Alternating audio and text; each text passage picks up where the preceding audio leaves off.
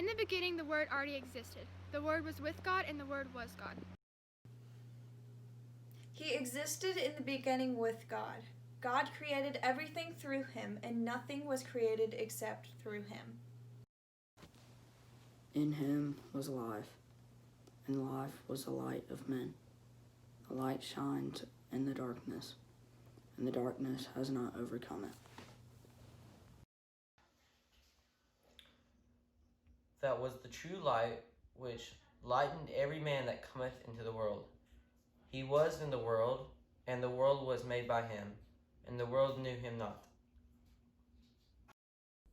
He came to his own people, and even they rejected him. But to all who believed him and accepted him, he gave the right to become children of God. They are reborn, not with a physical birth resulting from human passion or plan, but a birth that comes from God.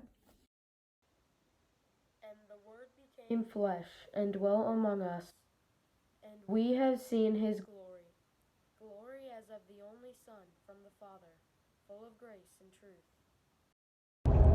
For from his fullness we have all received grace upon grace.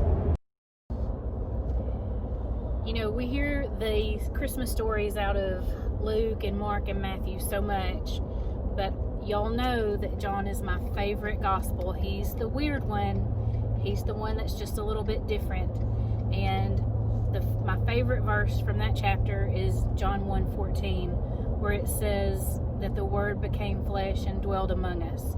Now, God had been with his people in the form of a cloud. His glory had been in the tabernacle and in the temple before, but now he came to be one of us. It wasn't enough for him to just be among us, but he became like us. And that's the miracle of Christmas. And if we're going to think about what that means and what that translates to in our everyday lives, the miracle of Christmas, and theologians would call it the incarnation, that God is incarnate. He was human. He was in flesh. The meaning of that is really the foundation of compassion. It's the foundation of empathy, because as we live out our daily lives and try to be more and more like Jesus, the reason why we do that is because we try to think of what it means to be in the position of another person. We try to be empathetic, and we try to love them in the way that Jesus loved us by becoming one of us.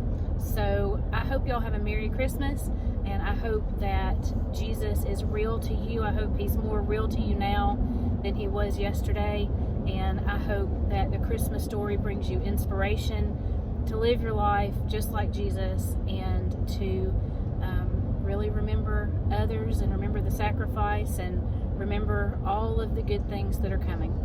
Merry Christmas.